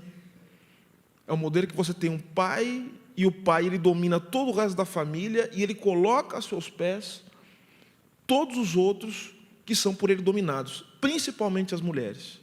Então, vejo que o nosso modelo para pensar o Brasil, para a construção do Estado brasileiro, o Brasil é um país autoritário, um Estado autoritário. E notem, o que eu quero dizer é que, mesmo nos períodos democráticos, esse modelo não se rompeu. Alguns autores vão dizer o seguinte, que, ainda que a Constituição de 88 tenha instituído um novo modelo do ponto de vista da ordem jurídica, e a Constituição de 69 ou de 67, enfim, elas têm um passado, o direito administrativo ficou. Né? Tem até um artigo famoso, né? A Constituição passa, o direito administrativo fica. Quer dizer o seguinte, o modelo de gestão baseado no autoritarismo, ele permanece ainda que a Constituição ela tenha se modificado. Então, mesmo nos períodos pós-ditadura, nós permanecemos sendo um Estado autoritário. Tanto que a Constituição de 88 é uma tentativa de conciliação pelo alto, de conciliar conflitos, né? Conflitos que constituíram o Brasil historicamente. Ou seja, é colocar para dentro de uma ordem jurídica renovada pessoas que participaram diretamente do golpe de 64. Você coloca essas pessoas com uma outra roupagem. Então é muito difícil você falar, por exemplo, de comissão da verdade, porque a Constituição de 88, de certa maneira, implicou em trazer para dentro de uma ordem jurídica renovada atores que participaram ativamente da destruição da democracia que estava se construindo no Brasil. Então, vejam, Ministério Público, que participou ativamente, por meio de seus membros, do golpe militar, entraram na Constituição com mais poder do que tinham antes. Judiciário, os juízes entraram com mais poder na nova Constituição de 88 do que tinham antes na Constituição anterior. Vamos lá, tem que falar, né, Ivan? A Ordem dos Advogados do Brasil também participou do golpe militar de 64. Participou. E vocês perceberam como a história se repete? A primeira vez como tragédia, a segunda como farsa? A OAB de novo, em 2016. E o Ministério Público, de novo, em 2016. E a magistratura, de novo, em 2016. É a mesma coisa. Então, senhoras e senhores, eu quero dizer o seguinte, não existe ditadura nem golpe de Estado sem jurista. Não adianta a gente querer apostar em mais direitos, novos direitos. E aí, um pouco do que a Rosane falou aqui, né, Rosane? Até colocando aqui uma questão que você colocou. Essas desgraças que você falou só acontecem por causa do direito, e não apesar do e não porque não tem direito. Ivan, e essas coisas acontecem, como a Rosane muito bem colocou, não é porque falta Estado, é porque tem Estado. Essas coisas não aconteceriam. Não é possível reproduzir uma violência estrutural sem você ter a organização do poder estatal e sem a racionalização desse tipo de violência por meio do direito. É fundamental a gente entender esse tipo de coisa. Ou seja, o autoritarismo está imbricado nas relações sociais, inclusive nas relações jurídicas. Então, o Brasil, ele teve que constituir não apenas subjetividade jurídica, sujeitos de direito, portadores de liberdade e igualdade como um traço fundamental, mas o Brasil também teve que constituir, para que a violência pudesse se reproduzir de maneira normal, algo que eu tenho chamado aqui, vai ser meu próximo artigo, de sujeitos coloniais. Então, não é só sujeito de direito, na sua translucidez iluminista, né, que é construída depois do iluminismo, mas é também um sujeito colonial, que é justamente pessoas que vão portar uma subjetividade, ou seja, vão ser tratadas pelo direito, mas serão pessoas disponíveis à violência sobre os seus corpos e à destruição. Então, a crise vai ativar esse tipo de coisa. Então, vejam, como eu disse, a nossa história como uma tentativa de ser uma nação é uma tentativa de domar o autoritarismo, ou normalizá-lo, seja do ponto de vista das instituições, seja do ponto de vista também do nosso imaginário. Nós temos que naturalizar, isso que eu chamo de estrutural, é a naturalização de processos sociais, como se eles fossem processos absolutamente espontâneos. Eles se tornam espontâneos, entre aspas, mas dentro de uma maquinaria, que é a maquinaria do Estado, do direito e da economia. Assim, eles se tornam espontâneos, ou parecem ser espontâneos. Eles se reproduzem dentro de uma certa lógica. Eles não precisam mais de alguém apertando um botão para que funcione. Mas, se tudo permanecer como está, as coisas continuam funcionando como funcionam. Então, esse é o primeiro elemento. O segundo elemento também que caracteriza a nossa formação nacional, além do autoritarismo, né, é o subdesenvolvimento econômico.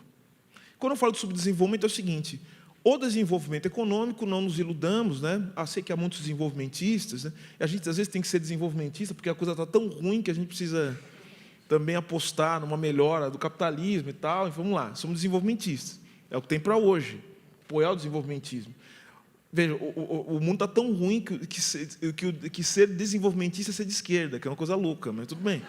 Vamos lá, tudo bem. O keynesianismo virou... Quem é keynesiano virou de esquerda. São as vicissitudes da história. Se tem um amigo meu que fala o seguinte, né?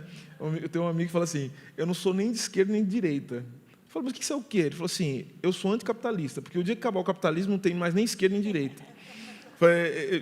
Faz todo sentido. Mas agora, vejam só, desenvolvimentismo. O desenvolvimentismo é uma coisa que se dá a partir de muita tragédia, de muita morte, muita destruição. O desenvolvimentismo é um processo de condução por meio do poder do Estado, da formação de um mercado interno e, portanto, um processo de industrialização e, portanto, de estabelecimento de uma ordem social muito rígida. Aí, quando tem desenvolvimentismo, tem que ter muito direito civil, tem que ter muito direito penal, não tenham dúvida disso, né? Você precisa ter estabelecer uma série de instrumentos regulatórios. Então, o desenvolvimentismo é essa ideia de que, de alguma maneira, uma racionalidade do Estado, por meio do direito, você pode domar a selvageria da política ou a espontaneidade da política. Você pode dar um freio. É isso. Então, você vai construindo, você vai planejando as ações do Estado e vai planejando, portanto, os passos da economia. Então, vejam, existem algumas oportunidades históricas que se abrem, então, você tem algumas janelas de desenvolvimento. Então, surgem oportunidades incríveis em que, por uma série de condições, sejam elas políticas, sejam elas econômicas, estrito senso, abrem-se as janelas do desenvolvimentismo. Aí tem-se, vamos dizer assim, a estabilidade necessária para se sentar à mesa e construir o que poderia ser um projeto nacional. O Brasil teve algumas oportunidades como essa, só que todas foram interrompidas. O golpe militar, por exemplo, interrompeu uma. Né? Depois nós tivemos outras interrupções, né? E várias. Recentemente nós tivemos, a partir de 2014, 2013, né? Nós tivemos. Mas vejam só, então, de alguma maneira, nós temos uma espécie de histórico de interrupções do processo de desenvolvimento. A nossa entrada dentro de um outro patamar, dentro do capitalismo, sempre sofre algum tipo de interrupção violenta.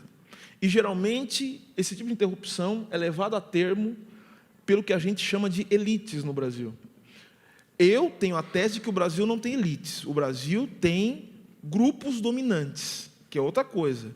Porque pensar elite é pensar, em alguma maneira, né, como se estabelecem as condições para o mínimo de estabilidade social. Então, vejam, a elite é o seguinte, o sujeito está brigando, está xingando o outro, só que a hora que estão quebrando o brinquedo, quebrando o parquinho, ele fala assim, não, vamos parar de quebrar o parquinho, porque esse parquinho é nosso, então a gente não vai permitir que esse tipo de coisa aconteça. Então, eles apoiam coisas absurdas, como, por exemplo, eles apoiam fim da segregação racial, as elites. Eles apoiam até política de cota, ação afirmativa, eles vão apoiando esse tipo de coisa. Porque eles estão vendo o seguinte, se a gente não fizer, não ceder, vai quebrar o parquinho. E a gente não pode quebrar. Eu sou explorador aqui, é o meu lugar, aqui eu que mando, então eu não quero quebrar. Eu brigo, eu te odeio, mas agora eu preciso me unir com você para a gente poder fazer um negócio. Isso poderia ser uma coisa próxima de elite. O Brasil não tem isso aí. O Brasil tem gente violenta com dinheiro, que é outra coisa. Que não tem o mínimo de compromisso com um projeto nacional de desenvolvimento e não tem o mínimo de compromisso com tirar o Brasil da subalternidade. Tirar o Brasil... Bom, a gente está vendo que está sendo essa viagem para a Disney que está acontecendo agora, né? Vocês estão vendo. Ou seja, o Brasil... Vejam, isso é...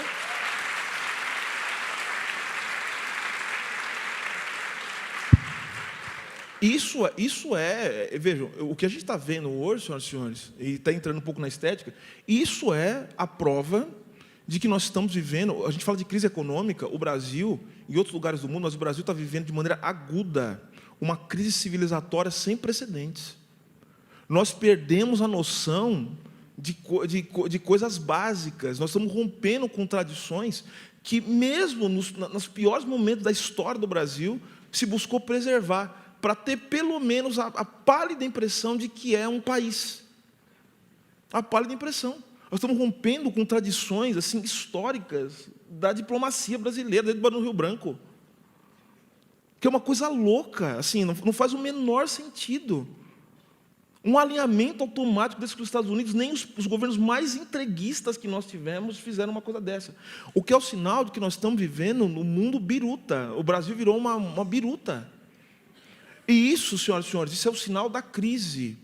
Não existe mais, veja, não existe mais qualquer tipo de veleidade. As pessoas estão falando muito que está havendo uma quebra da democracia. Eu diria que é pior do que, não sei pior do que isso, mas enfim, mas tão ruim quanto, nós estamos vendo o desmoronamento da república. O Brasil não tem mais república, porque não tem mais institucionalidade. O Brasil não tem mais liturgia. As pessoas não têm mais procedimento quando existe do poder. O poder não é mais capaz de moldar. As instituições, que elas têm um papel fundamental de moldar os indivíduos, tornando-os sujeitos, nós não estamos conseguindo fazer um sujeito dentro de uma instituição como é o governo federal, o presidente da República. Veja, nós estamos sendo incapazes de produzir uma subjetividade que pareça com a de um presidente. Entenderam o tamanho da nossa crise? Ou seja, o que nós estamos vivendo aqui, do ponto de vista estético, é aquilo, né, que, quando a gente fala dos italianos, dos franceses, né, somente os italianos chamam de grotesco. É o grotesco. É se deparar dentro de uma caverna com seres mágicos e fantásticos. Seres mágicos e fantásticos. É o grotesco, no seu sentido mais bem acabado, do ponto de vista estético. Então, esse é o segundo... Só muito Claro, rapidamente, claro. dialogando, eu não sei se quando você lembra de uma conversa que a gente teve em 2016, que a gente brincava um pouco em Salvador sobre isso, e eu dizia, olha, quando a forma, nem a forma mais é preservada, Isso. é porque a coisa já foi Perfeito. para o beleléu. Você lembra, né? Perfeito. Como... Não, a questão da forma é fundamental, porque estamos falando de forma. Porque, veja, o que caracteriza a reprodução da vida social é exatamente a reprodução das formas sociais, de formas sociais que são básicas no mundo contemporâneo, no capitalismo. Então, veja, eu diria, Rosana, junto com você, que o capitalismo ele tem 4 formas sociais básicas que têm que ser reproduzidas sob o risco de você romper, né, com esse processo de reprodução social, e aí não tem mais capitalismo. Né? Então, você precisa se reinventar o tempo todo para essas formas se reproduzirem. Quais são essas 4 formas? A forma mercadoria, a forma Estado, a forma dinheiro e a forma jurídica. Então, todo lugar, pode ser a pior desgraça que o capitalismo já produziu, o pior lugar do mundo que é capitalista, vai ter mercadoria, dinheiro, direito e Estado. Não tem jeito. O dinheiro não vale nada, o Estado é uma porcaria, a mercadoria, enfim, não tem nada que preste, né? O direito não funciona, mas tem que ter, porque se não tem troca mercantil. Então, tem que ter isso aqui. Então, a gente fala de forma, então, a gente tem que se deparar com alguma coisa que nós reconheçamos. Então, olhando para a formação, para o Brasil, nós estamos diante de algo que nós não conseguimos reconhecer. Por isso que nós estamos estupefatos. A gente só pergunta, por que a gente não sai para a rua? A gente não sabe mais onde começa a rua, começa a porta da nossa casa, a gente não sabe o que fazer. É tanto absurdo que acontece todo dia na televisão, a gente vê todo dia. O presidente falou tal coisa, isso aqui não pode ser, isso é fake. A gente não sabe mais o que é fake news, o que é verdade.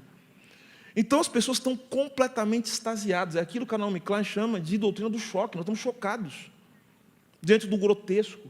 A gente parece que está vivendo dentro de um quadro do Goya. É a impressão que eu tenho. Né? A impressão que eu tenho, eu estou vivendo dentro de um quadro do Goya. Eu estou vendo a hora que um bicho fantástico vai arrancar minha cabeça com uma mordida. Você entende? Porque, assim, é isso que você falou. Nós perdemos a forma. A forma. Não há mais forma. E o poder se materializa. Claro, o poder como relação social, ele tem que ter uma forma. Não é? Sem dúvida alguma.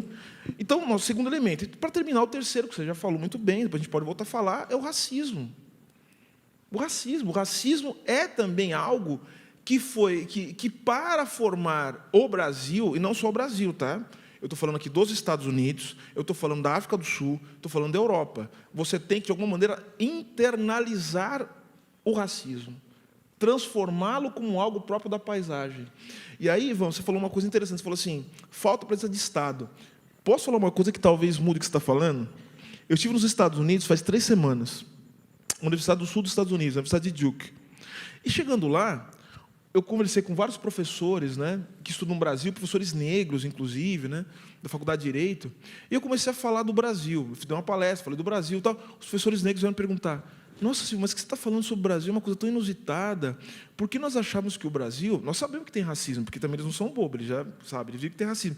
Só que eles não conseguem entender muito bem o racismo. Como é que pode o racismo? Tem tantos negros no Brasil, como é que tem racismo? E aí fica implícito que eles estão meio que dando uma bronquinha na gente, sabe? Tipo assim, vocês estão tantos, por que vocês não quebram tudo lá?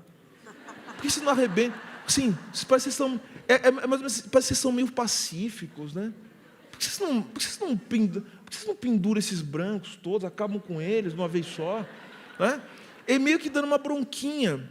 Aí, a hora que ele falou isso, eu me toquei. O Estado brasileiro é muito forte, cara. O Estado brasileiro é muito competente. Nós conseguimos produzir uma narrativa que mesmo gente que estuda nas melhores universidades do mundo compra. Os caras acham que nós somos pacíficos. Nós fizemos um monte de revolta. Nós conseguimos meio que civilizar esse país incivilizado. Nós construímos o que esse Brasil tem de bom e as pessoas acham que nós somos pacíficos. Olha só o que eles fizeram. O Estado brasileiro é fortíssimo. O que se não fosse, nós não estaríamos discutindo essa desgraça que nós estamos falando hoje. O Estado brasileiro é muito competente, intelectuais do mais alto gabarito. Por isso que agora a minha luta tem sido o seguinte: minha luta tem sido para que nós voltemos a estudar o pensamento social brasileiro, para entender o que há de mais sofisticado que se produziu. Temos que ler Oliveira Viana, temos que ler Gilberto Freire. Ah, eu odeio Gilberto Freire, azar o seu, não gosto de acordar cedo também. Eu não gosto de trabalhar, não gosto de um monte de coisa, eu estou aqui, estou fazendo. Então, não é questão de você gostar ou não, nós precisamos compreender como nós conseguimos domar, estabelecer certas amarras sociais que nos impedem. Aí uma das perguntas que você fez lá, como é que a gente consegue fechar os olhos diante disso? Não é que a gente consegue fechar os olhos, o problema é o seguinte: como é que a gente consegue abrir os olhos? Porque, justamente, a violência estrutural, do qual o racismo estrutural fornece a lógica, a forma e a figura, ele funciona exatamente porque ele nos consegue manter de olhos fechados o tempo todo. A dificuldade que nós temos é de abrir os olhos diante disso e estabelecer aquilo que virou uma palavra muito ruim, né, que é crítica. Não existe pensamento possível no Brasil que não seja pensamento crítico. A gente levar as coisas ao limite, as ideias ao limite, e propor o novo. Então, Rosane, junto com você que você falou da estética, a gente vai falar disso, veja, a nossa briga é em várias frentes. A nossa briga é para tentar entender como é que a gente consegue estabelecer mínimos parâmetros civilizatórios para o Brasil. Né? Então, o que está em marcha, senhoras e senhores, é uma destruição do mínimo de civilidade que os negros, pobres, as pessoas, o que a cultura nacional proibiu, né, ou melhor, produziu. O que está em jogo é isso, né? O que é de mais importante e relevante, que é isso que constitui a civilização brasileira. Se a gente tem uma civilização, a civilização não é dada por aqueles que estão no poder. O que a gente chama de civilização brasileira é aquilo que foi construído a duras penas e com muita violência, e sob muita violência, por aquelas pessoas que são os rejeitados da terra. E esse é o ponto fundamental. Então, nós precisamos resgatar isso, entender como é que se dá esse processo. Outra coisa, está em marcha no Brasil, e por meio de um discurso pretensamente filosófico, uma coisa meio... Vocês perceberam que tem alguns filósofos, entre aspas, muitas aspas, filósofos, que estão conseguindo colocar na cabeça das pessoas, inclusive, e algumas pessoas... Vejam, por que colocam na cabeça de algumas pessoas que são mais críticas? Porque, como a gente quer estar no debate, a gente acaba, de repente, comprando alguma premissa do outro. Porque a gente está no debate do outro, acho que a gente está disposto, no debate com o outro, a gente está disposto, de alguma maneira, a ouvir o que a pessoa tem a dizer, a gente fica meio contaminado com a ideia. Né? Precisa ter uma linguagem minimamente comum. Né? Só que tem algumas pessoas que é difícil ter linguagem comum, porque são pessoas irracionais. Mas, veja, as pessoas aparecem como filósofas. O que você vai fazer? Aí, quando você vai conversar com a pessoa, estão vendendo uma história... olha o que eles estão quebrando. Já começa de muitos anos. De que ser solidário é ser babaca. Vocês notaram isso? E eles começam a fazer uma leitura completamente, uma leitura cretina, canalha, da filosofia do século XX, de Heidegger, de Nietzsche, né? Eles pegam a ideia da vontade de potência do Nietzsche e tal, para dizer o seguinte, está vendo, olha só, a decadência da civilização é porque nós sucumbimos a essa ideia de igualdade. Essa ideia de igualdade aí, ó, tá vendo? Aí o cara pula do Nietzsche para cotas raciais, de uma hora para outra. Tá vendo esse negócio? Agora não pode mais xingar mulher, que agora você vê como é que fica agora. Tudo é assédio. Ou seja, esses caras estão promovendo, esses caras estão fazendo o seguinte, eles estão colocando a canalice como sendo a ratio da humanidade.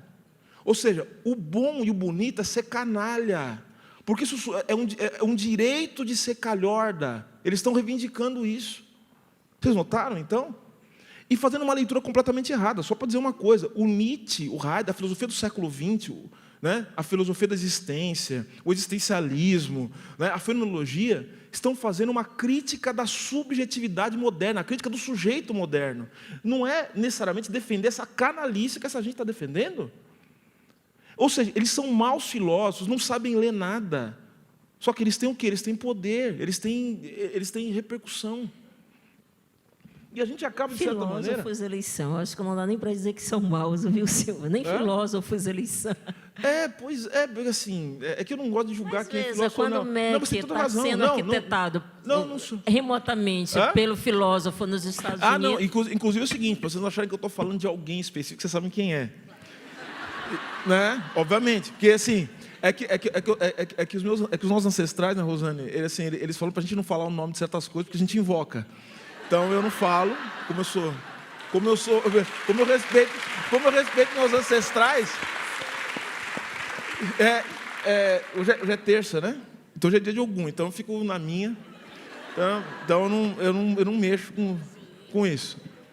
Aliás, mexo porque é meu ancestral, então estamos juntos. Mas a questão é a seguinte: o Ivan lembrou muito bem aqui. Inclusive, tem alguns desses que até têm diploma. O que você vê uma coisa. Então, vocês têm que ver.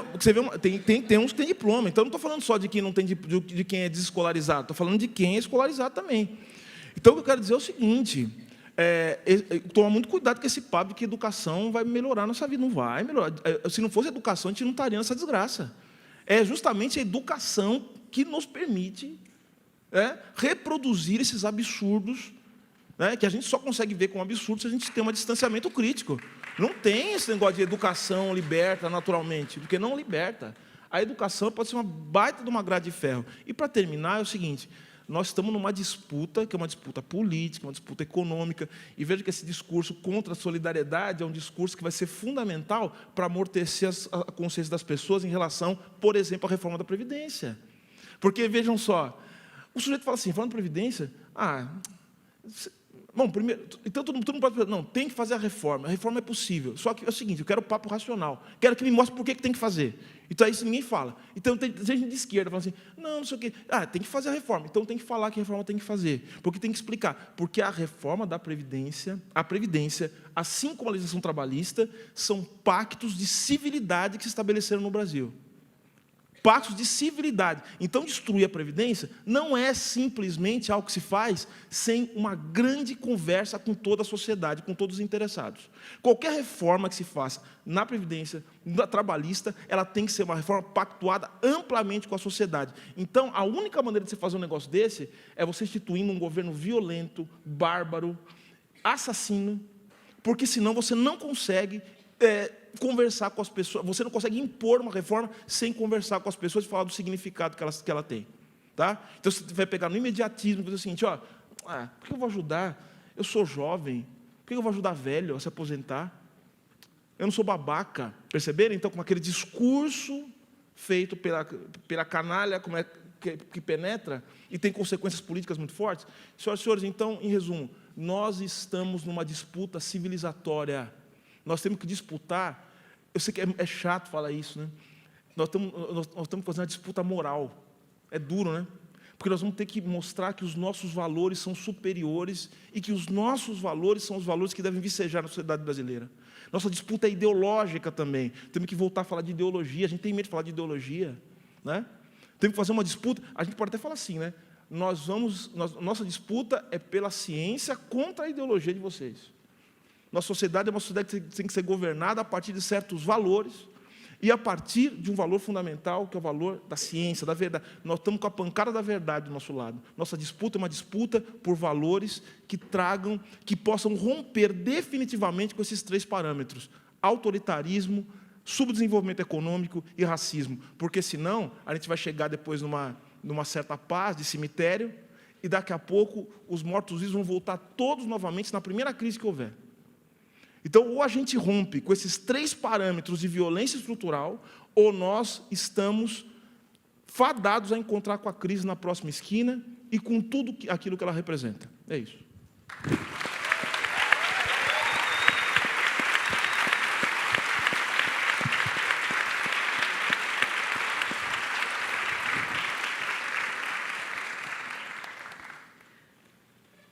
Gente, cabe a mim acabar esta mesa, certo?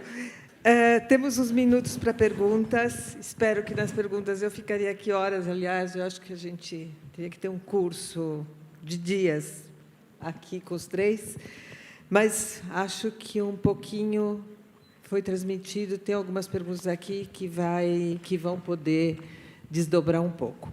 A primeira que foi colocada aqui é uma para o Ivan, que diz o seguinte: Ivan, você mencionou, acho que algumas coisas aqui já foram respondidas, mas, enfim, você mencionou que as perguntas que importam são quais as causas, a quem interessa esse jogo de números. Uma das causas, como você já bem apontou, é a falta de espaços de diálogo como este. Mas quais outras causas o Instituto Sol da Paz já pode desvelar a partir do seu trabalho? Como romper com esses interesses que blindam os dados reais e ou levam a interpretações equivocadas pela sociedade? Eu acho que você, de certa forma, Silvio, respondeu um pouco essa questão, mas se vocês quiserem falar um pouquinho, Ivan. Bom, primeiro dizer que os dados que eu apresentei são dados reais e minimamente confiáveis, até porque, nesse instante, eu confio mais nos meus colegas do Fórum Brasileiro de Segurança Pública levantando estatísticas criminais do que o atual governo. Então, me parece que não há dúvida quanto aos dados. Acho que tanto o Rosane quanto o Silvio deram uma aula aqui sobre as causas estruturais do porquê de tudo isso. Eu queria só pegar um gancho na última fala do Silvio aqui, que foi brilhante em discorrer sobre essas causas estruturais, sobre essa disputa moral que o Brasil vive hoje. Quando eu digo que essa audiência é uma audiência especial, no sentido de ouvir não só esses números que eu trago, ou mesmo fazer junto com a gente aqui nessa conversa uma reflexão dessa natureza, é porque nós tivemos um caso em Suzano, na quinta-feira passada, em que 10 pessoas morreram, se a gente incluir os atiradores que acabaram se matando, e a resposta de representantes do governo foi: vamos armar os professores. Se isso não é uma disputa moral, se a gente não está disputando o que pode funcionar para pessoas pararem de morrer, e aí acho que tanto o Rosane quanto o Silvio trazem essa questão fantástica de esse desassombro com a morte, essa naturalização com essa estética, né? A naturalização da estética da guerra, a questão da linguagem da violência como moeda corrente nessa sociedade. Se isso não é uma disputa moral hoje, e como questão máxima da nossa sociedade, me parece que existem poucas outras coisas a serem colocadas. E aí, eu sei que a gente está chegando no final, e antes de trabalhar no Sol da Paz, eu trabalhei num programa de proteção a defensores de direitos humanos. E viajava o Brasil inteiro conhecendo gente que estava numa situação muito complicada de segurança. Comparar com os níveis de segurança nos centros urbanos ou mesmo lugares com níveis de violência muito graves, essas pessoas talvez sejam as que estejam mais à margem da sociedade. E aí é preciso fazer o que a gente está fazendo aqui, não só conversar, mas olhar para o dia seguinte e falar: olha, uma vez eu estava no norte de Minas Gerais e conversando com uma freira ameaçada porque estava defendendo sem terra, esse povo subversivo, comunista que quer comer criancinhas. Eu perguntei: bom, mas irmã, e aí? Né? O que você vai fazer? Como é que você vai atuar nesse cenário? E eu trago isso para mim quando as pessoas perguntam: bom, mas o Sol da Paz agora ficou ruim para o Sol da Paz, né? Ficou ruim para ativistas de direitos humanos frente a um governo Bolsonaro. O que você vai fazer? É a mesma resposta que ela me deu. Ela falou assim: Ivan, amanhã eu vou acordar e vou seguir trabalhando. que é isso que a gente tem que fazer quando esse cenário se apresenta. Então, esse espaço que eu estou fazendo aqui, eu estou trabalhando para a gente ter a capacidade de superar esse momento complicado e dar o bom combate nessa disputa moral. Temos 10 minutinhos para fechar. Tem uma pergunta aqui que eu acho que vocês poderiam os três responder e a gente fecharia, que é o seguinte, e aí também engatar para as próximas mesas e para o seminário, como a leitura e a escrita podem ser portas para afirmar essas visibilidades, para afirmar esses lugares de fala. Acho que aí temos 10 minutos, cada um fala um pouquinho para a gente fechar. Tá bom? Eu acho que uma excelente pergunta, né? Embora não tenha uma resposta muito... Eu sempre digo que as perguntas valem $1 milhão, porque... Mas eu acho que, como a leitura e escrita, né, pode trabalhar outras visibilidades, é isso, né, nesse sentido. Esse quadro. Eu acho que, primeiro, se a gente... Voltando para o tema, né, geral, da lugares de fala e visibilidade, acho que, se a gente pensar... Fizermos uma trajetória rápida, né, na história da leitura, de leitor, de letramento, a gente vai ver que, pelo menos do ponto de vista do que nos chega, do conhecimento ocidental, como a leitura ela foi passando por estágios em que sempre as relações de poder se mantiveram, né? Você ser um leitor do mundo e leitor da vida, leitor de texto, pressupõe que você vai ser munido de um conhecimento. Ora, quando a gente faz uma pergunta como essa, e como é que a gente pode ter outros tipos de visibilidade, eu acho que, primeiro, para quem trabalha com literatura, por exemplo, né, a gente sempre tem, eu não trabalho com literatura, mas o que a gente aprende dos cânones, né, dos escritores e escritoras que se tornaram referência, e, curiosamente, a gente nunca tem, nos cânones brasileiros ou mundiais, pessoas negras. A gente poderia dizer, numa resposta muito inocente, né, mas, como a gente já diz, o tempo da inocência já acabou e já foi tarde, mas, numa resposta muito inocente, a gente pode dizer, mas é porque realmente não estão nos cânones, porque a gente não tem um grande escritor. Eu lembro que aquele crítico, o americano lá, o Saul Bellow, ele falou uma vez que se um dia os Tutsis tivesse entre eles um Tolstói, ele leria os Tutsis, que é de uma ignorância, de uma comparação terrível, para dizer o seguinte: olha, nós não lemos é porque em África, né, as etnias africanas não produziram alguém de envergadura como Tolstói. E aí eu acho que pensar leitura e escrita primeiro a gente questionar, inclusive, que ideia de cânone, que ideia de referência, não só no campo da literatura, estrito sensu, mas do conhecimento, nós, educadores, ajudamos a perpetuar. Porque, veja, o nosso primeiro romance brasileiro, quando estudei, eu lembro que eu aprendi que foi A Moreninha, de Joaquim Manuel de Macedo. E o nosso primeiro romance brasileiro se chama Úrsula, de autoria de uma mulher negra livre chamada Maria Firmina dos Reis, uma maranhense, né? Uma conterrânea. Isso significa dizer que, desses apagamentos, a gente não teve acesso à leitura de muitos faróis, seja na literatura, seja na matemática, seja na geografia, e a gente não ter acesso a essa leitura, as nossas formas de escritura, elas já nasceram prismadas a partir de um olhar que invisibiliza e visibiliza. Isso, ao fim e ao cabo, nos leva às relações de poder. O poder é isso. Ele hierarquiza aquilo que pode se tornar visível. E só se torna visível aquilo que foi subscrito pela comunidade chamada humano como que eleva, como que emancipa, como que transforma, mesmo no singelo. Eu acho que a nossa grande tarefa é fazer da leitura e da escrita, né, no sentido mais amplo que essas duas palavras possam ter, um viés importante para a gente dar visibilidades os terrivelmente outros da nossa existência, né?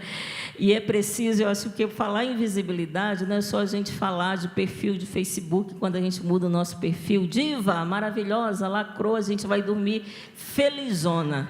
Né? Você publica um artigo no Facebook, são 30 curtidas. Mude o seu perfil, vai para 1000 likes. E a cada 5 minutos a gente olha o Facebook, fica feliz, diva, todo mundo lacrou, linda, maravilhosa, e a gente se acha, né? Tudo aquilo um pouco mais. Mas isso não quer dizer visibilidade, pode até se converter. Aquilo é uma visualidade. E eu costumo brincar que a gente tem que recorrer ao filósofo Kumbajosso, que diz, sabe de nada, inocente. O jogo da visibilidade é muito maior do que a visualidade. E aí, para a gente tornar visível, é preciso que a gente partilhe o comum. Existe uma frase que eu gosto muito que diz que um nome é um mínimo de presença. Como é que a gente pode trazer alguns nomes que foram soterrados? Silvio falou do que é o que ele chama de estrutural, o que se naturaliza. E a gente naturaliza porque, vejam, foram camadas que foram sendo soterradas e a gente não faz aquela pergunta que eu digo que tem um viés Foucaultiano, como foi possível o que é? Nós... Né? Repito, o Silvio disse, eu também costumo repetir isso, nós civilizamos o Brasil, mas vejam, na escola, nos espaços formativos, cabem meia dúzia, em 2 dedos, citando a contribuição do negro, contribuição, samba, futebol, feijoada, capoeira. Gente, aí a gente pergunta, é isso mesmo, produção? Nós éramos a maioria na época da escravidão. E nós estamos em tudo, não é porque nós somos foda, nós somos os melhores, com desculpa a expressão, você está tendo gravada, mas é um pouco quebra de protocolo, às vezes é bom, né? Mas nós estamos em tudo, eu até acho que alguns de nós somos, né? Nós somos isso, os melhores, os majestosos, etc. Mas é preciso que se reconheça a escritura dos grupos historicamente discriminados, porque nós é que estávamos aqui. Obviamente que nós civilizamos o Brasil nas ciências humanas, nas artes plásticas, nos modos de falar. Nós falamos da forma que nós falamos, porque nós somos bantu. É simples assim.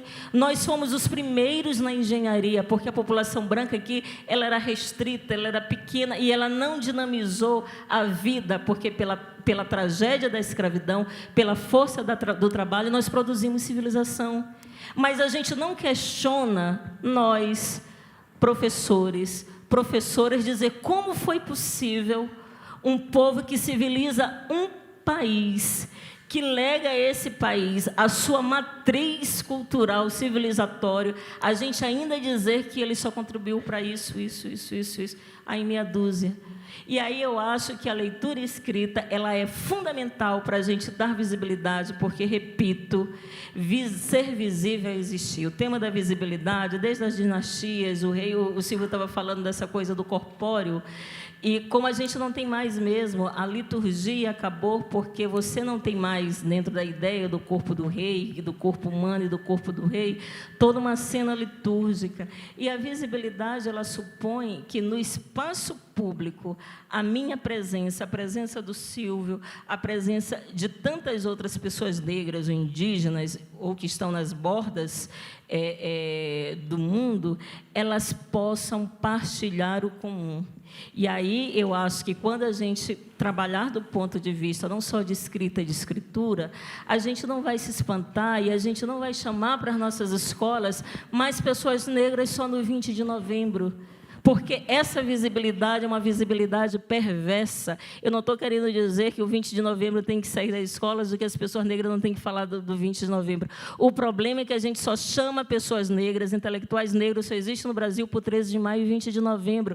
Veja, o problema da economia, como o Silvio sempre insiste, é um problema, se a gente pensar do ponto de vista das desigualdades, que afeta mulheres e homens negros. Desde a escravidão, mulheres, fundamentalmente, mulheres e homens souberam, na sua lógica doméstica, sobreviver. Portanto, tem expertise para pensar o que é economia. Mas, vejam vocês, a gente não recorre a corpos negros para serem leitores de uma perspectiva econômica. A gente não recorre às vozes negras para serem leitores de uma perspectiva para pensar o que é a literatura brasileira. Quando muito, eu vou chamar uma professora negra para falar de literatura negra, porque a gente só pode falar das nossas dores. Leitura e escritura significa que, ao ler, ao escrever, eu refundo um universal, eu refundo a humanidade. Se Clarice Lispector pode falar das dores das mulheres e da humanidade, Conceição Evaristo também pode. Se qualquer outro escritor nosso, branco, pode falar dos problemas brasileiros, um Luiz Gama, o nosso Lima Barreto, que, embora eles estejam nas escolas, nós vistos como marginais, como menor do ponto de vista da forma, eles também podem. Eu acho que pensar leitura e escritura e pensar visibilidade é pensar essas questões. E isso vocês podem dizer, mas o que isso se conecta com visibilidade? Se conecta porque quando a gente dá, não só para os nossos alunos, né, e alunas e estudantes, mas quando a gente dá um mosaico de possibilidade do humano, aquele que pode ser tudo, inclusive ladrão, eu não tenho racismo da surpresa. A gente só tem um racismo da surpresa até hoje. Olha uma doutora, olha a primeira moça do tempo, porque do ponto de vista do imaginário, que é suportado pela educação, a gente invisibiliza, e a cota de visibilidade é uma cota dentro da oficialidade discursiva da nossa educação, que desumaniza indígenas, negras e pessoas trans. Muitíssimo obrigada.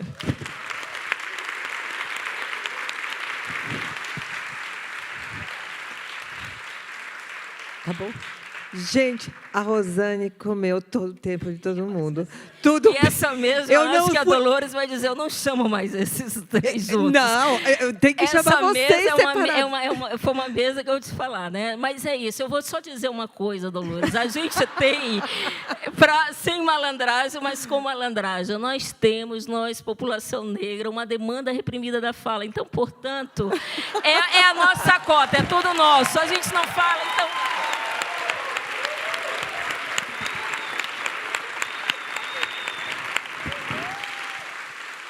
Bom, a gente tem que fazer uma mesa dessa durar 4 horas. É esse nosso aprendizado agora, né? A gente queria muitíssimo agradecer vocês, Ivan, Silvio, Rosane, foi excelente. Realmente acho que demos o passo à frente em termos de contexto para a gente colocar as outras temáticas dentro de tudo isso que a gente falou. Muito obrigada a vocês. Obrigada.